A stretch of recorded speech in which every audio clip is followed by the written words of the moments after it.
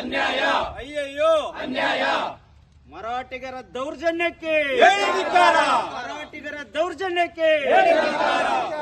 ಸಾರಿಗೆ ಸಿಬ್ಬಂದಿಗೆ ಮಸಿ ಬೆಳೆದ ಮರಾಠ ನಮ್ಮ ನೆಲ ನಮ್ಮ ಹಕ್ಕು, ನಮ್ಮ ಜಲ ನಮ್ಮ ಹಕ್ಕು, ನಮ್ಮ ಜಲ ನಮ್ಮ ಹಕ್ಕು. ಕನ್ನಡ ಪರ ಹೋರಾಟ ಎಲ್ಲರಿಗೂ ಜಯವಾಗಲಿ, ಕನ್ನಡ ಪರ ಹೋರಾಟ ಎಲ್ಲರಿಗೂ ಜಯವಾಗಲಿ.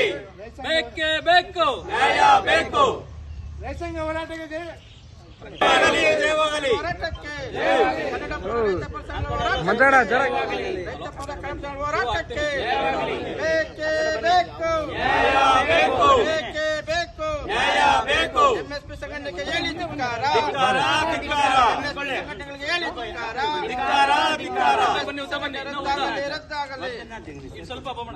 ತಾಲೂಕು ಕನ್ನಡ ಪರ, ರೈತ ಪರ, ಇಲ್ಲ ಪ್ರಗತಿಪರ ಸಂಘಟನೆಗಳು ಕೂಡ ಸೇರಿ ಏನು ಇವತ್ತು 22ನೇ ತಾರೀಕು 3ನೇ ತಿಂಗಳು 2025ರಂದು ನಮ್ಮ ಕರ್ನಾಟಕಕ್ಕೆ ನೆಲ ಜಲ ನಮ್ಮ ಕನ್ನಡ ಭಾಷೆಗೆ ನಮ್ಮ ಏನು ಕರ್ನಾಟಕ ಸರ್ಕಾರದ ಕಂಡಕ್ಟರ್ ಡ್ರೈವರ್ಗಳು ಏನಿದ್ದಾರೆ ಇವರಿಗೆ ಬೆಳಗಾವಿ ಗಡಿ ಭಾಗದಲ್ಲಿ MS ಗುಂಡರು, ಬೆಳಗಾವಿಯ ಮರಾಠಿಯ ಕೆಲವು ಕಿಡಿಗೇಡಿಗರು ನಮ್ಮ ಕರ್ನಾಟಕದ ವ್ಯಕ್ತಿಗಳಿಗೆ ಮಸಿ ಬಳಿಯೋದು, ಅವ್ರ ಮಖಕ್ಕೆ ಕಪ್ಪು ಬಣ್ಣ ಬಳಿಯೋದು, ನಮ್ಮ ಬಸ್ ನಮ್ಮ ಆಸ್ತಿ, ನಮ್ಮ ಕರ್ನಾಟಕ ಆಸ್ತಿ ಅಂತ KSRT ಬಸ್ಗಳಿಗೆ ಒಂದು ಕಪ್ಪು ಬಣ್ಣ ಪ್ರದರ್ಶನ ಮಾಡುವ ಮೂಲಕ ನಮ್ಮ ಕರ್ನಾಟಕಕ್ಕೆ, ನಮಗೆ, ನಮ್ಮ ಕರ್ನಾಟಕದ ಎಲ್ಲ ಜನತೆಗೂ ಕೂಡ ಅವಮಾನ ಮಾಡಿದ್ದಾರೆ.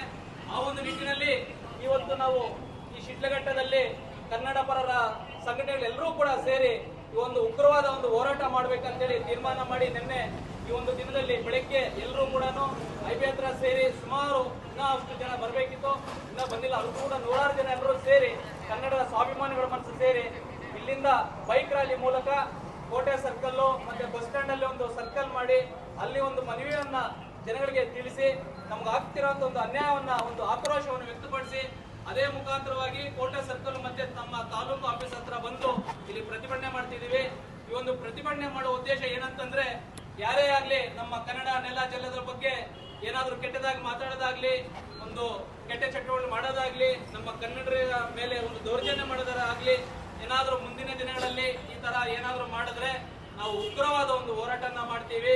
ಇದು ಜಸ್ಟ್ ಒಂದು ಅವರಿಗೆ ಒಂದು ಸಾಸಿವೆ ಕಾಳಷ್ಟೇ ಎಚ್ಚರಿಕೆ ಕೊಡ್ತಾ ಇದೀವಿ.